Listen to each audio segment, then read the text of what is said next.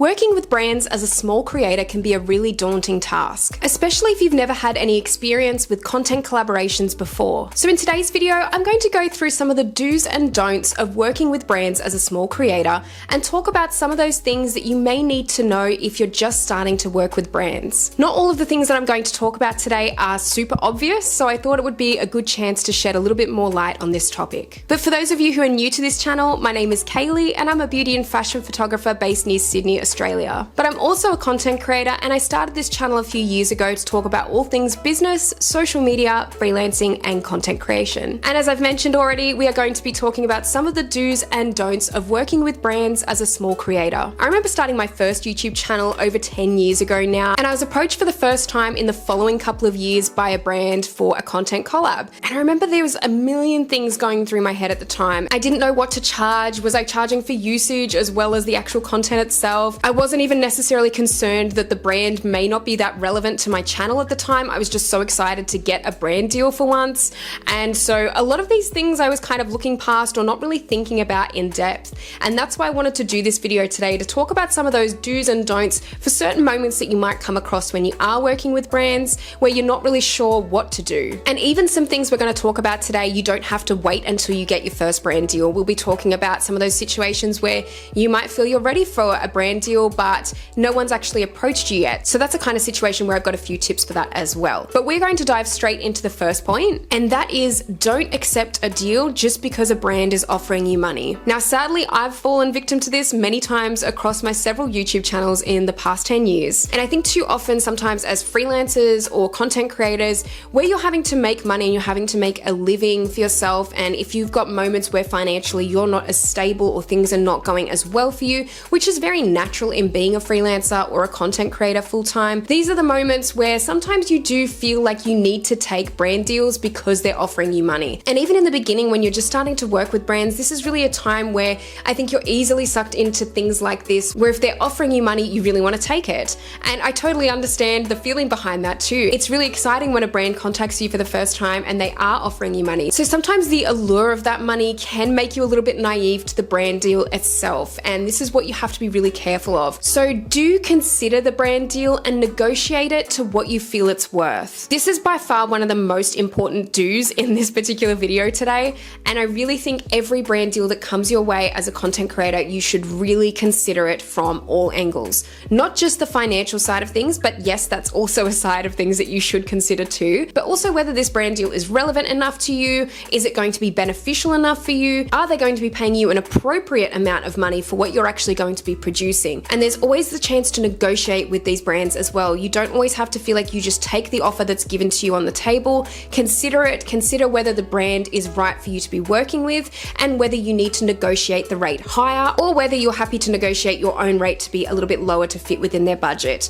And if you feel it's worthwhile in the end, then that's great. If not, this is when it's okay to say no. In fact, it is completely okay to say no to any brand deal that comes your way, and it's always something to keep in mind. You don't always have to say yes, and especially just because there's money involved. There are so many other things to consider with these brand deals. Now, in conjunction with this first point, don't do a brand collab if there is no relevance to you or your niche. If a brand is not really relevant to you or the niche that you're creating content for online, it is going to be quite obvious to your audience. And this is really something you need to consider once again. I think it's always great to really aim to be as authentic as possible online because it is so easy to not be authentic. And this is where that really comes into play. If you're just taking a brand deal, again, just for money or because it's just come along and you just want to take every brand deal that's given to you, it's really going to be obvious. And you also don't really want to become a walking billboard as well. There are lots of other ways to earn income online. And yes, brand deals are one important way as a content creator to make money, but also do aim to be picky with brand collabs and aim for authenticity. There's nothing wrong with taking several brand deals at any given point. We all need to live, and as content creators, of course, we need to eat, we need to pay our bills, but also make sure that there is a sense of relevance to what you're accepting as well. Now, this next point is for those creators who maybe want to work with brands, but maybe you haven't been specifically approached by a brand yet. And so don't wait until you have thousands of followers to pitch to brands. This is something I often mention on my channel, and I am so strongly behind this statement because I feel as a smaller creator across several different platforms, I have been able to have some amazing opportunities with brands, even with a smaller follower count. To be honest, that hasn't always come into effect. It's really just about finding those right brands that you really do align with. Micro-influencing is such a big business these days, and it is only becoming bigger. And honestly, it's not always about getting to 100,000 or 200,000 or 1 million subscribers or followers until you start pitching out to brands or getting brand deals. You can be getting brand deals with less than 1,000 followers. This is the simple fact of it, and people do it all the time. And the people who are also pitching out to these brands are also the ones that are really able to get those opportunities sooner rather than later. So do begin reaching out as soon as you can to brands, because this could be one of the best things you could do to get the ball rolling. Now, this might not be just for paid collab deals with specific brands. For example, I've spoken about this on my channel before, but I did a little bit of an experiment a few months ago where I actually pitched out to several camper van companies because I'd been wanting to do this for quite a long time. I have a travel account over at Kaylee Journeys on Instagram, so I'd been running this account for a couple of years, posting really consistently just to show my content and that I can do a wide variety of content in that kind of sphere of things. And I wanted to have something to show brands, especially if I was to pitch to them. So I did.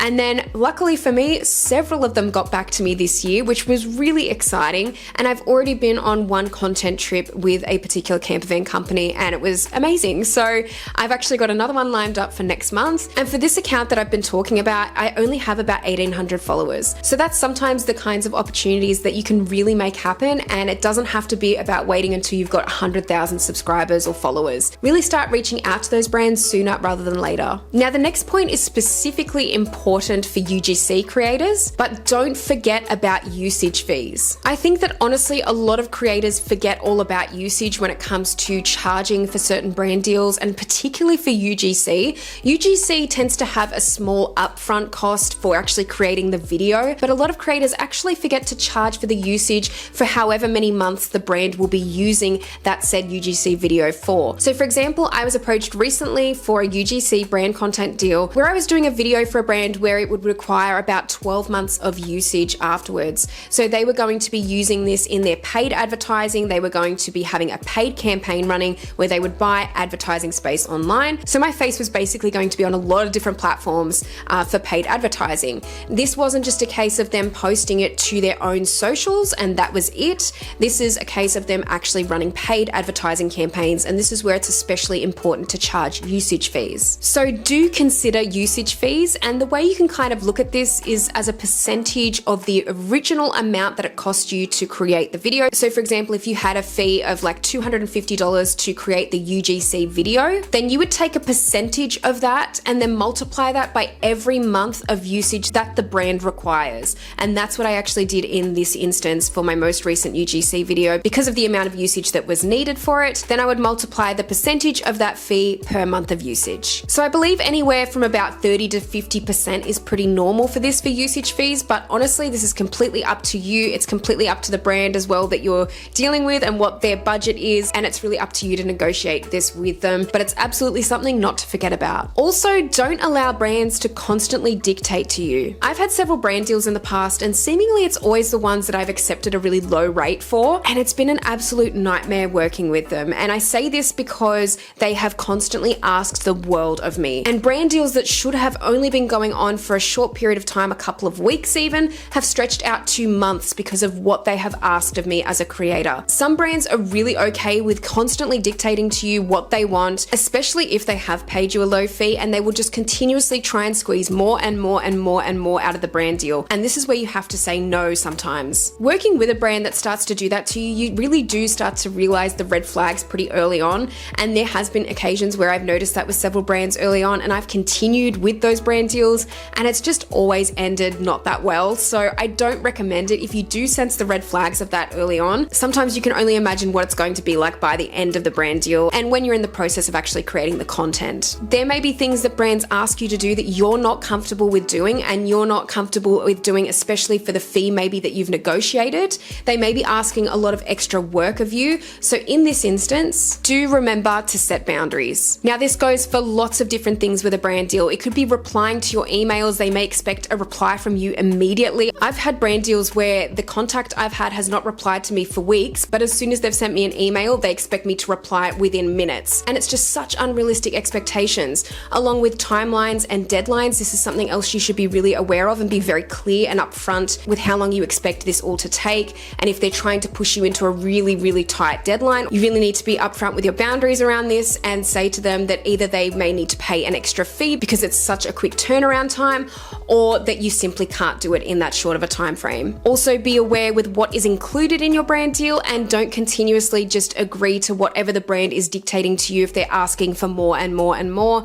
Make sure you just hold your ground and have your boundaries, because that's so important when working with brands. And along with this, don't forget to actually read your contracts. Unfortunately, contracts can be full of jargon that you just may not understand, and that's okay, because we're not all supposed to be lawyers and we're not supposed to know all of the legal jargon that comes along with these contracts. But I will say it's good to familiarize yourself with the format of a lot of contracts and really know what you should be looking for. There's been times where I haven't really wanted to read the contract, but I've been like, well, I'll just have a little look through and see what it says, just by chance. And then I've looked through the contract and seen several statements that I've completely disagreed with or I don't feel comfortable with. So do feel free to approach the brand with adjustments. So in this instance with this brand, I actually went back to them and I had several adjustments for the contract. I basically set my boundaries with them and said, no, I can't do that. No, that's not happening. You're not paying me enough money for this.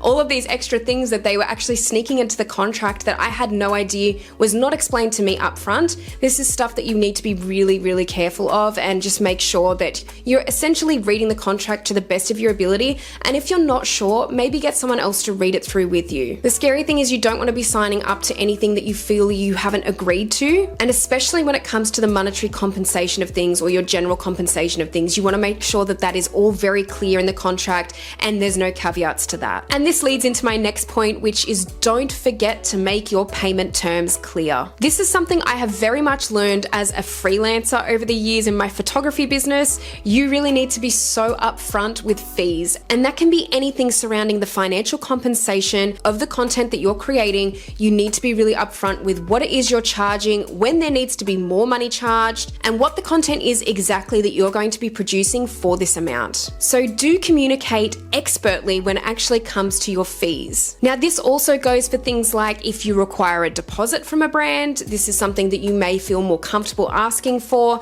And in this instance, make sure they know upfront that you may need half of that amount to start the content and to start the collaboration process. Be very upfront with what you need upfront. This also goes for the time and date that you're going to be paid. Be very aware of this and make sure you read through the contract once again to make sure that their payment terms aren't going to be anything outlandish, because I have seen in several contracts before that it can take up to 3 months for some brands to pay content creators, and I think 3 months is completely unacceptable. And if a brand came to me with that kind of payment terms, I'd be like, I'm sorry, 30 days or less is my final offer. So it's really good to also be upfront with your payment terms as well, and what you would expect from a brand deal and when you would expect to be paid. Now, some companies might be a little bit harder to negotiate this with, because obviously some companies actually have a whole payroll team that specifically only pay out at a certain time in the month, and that's okay. You can always negotiate and see what the best time frame is to actually getting paid. But at the same time, just be aware of these things, read the contract through, and make sure that they're very aware of all of your fees, usage fees included. Try not to come at them with that later on down the track unless they've suddenly added on extra usage time or anything like that. Make sure that's all included up front and that you're explaining that properly to them. Well, thank you so much for watching this video today, and if you liked it, please give it a thumbs up. And if you haven't subscribed to my channel already, make sure you do, because I'll be posting a lot more videos like this one. Let me know down in the comment section below your do's and don'ts for working with brands as a smaller creator, because I would love to hear your thoughts on this. Have you had any of these situations where things have gone wrong? I'd love to hear your stories down below. Make sure to also let me know down below if there's anything specifically you want to see on my channel, because I'm always open to requests. And make sure to hit the notification bell so you can see all the updates from my channel. But thank you so much as always for watching, and I'll see you in the next video.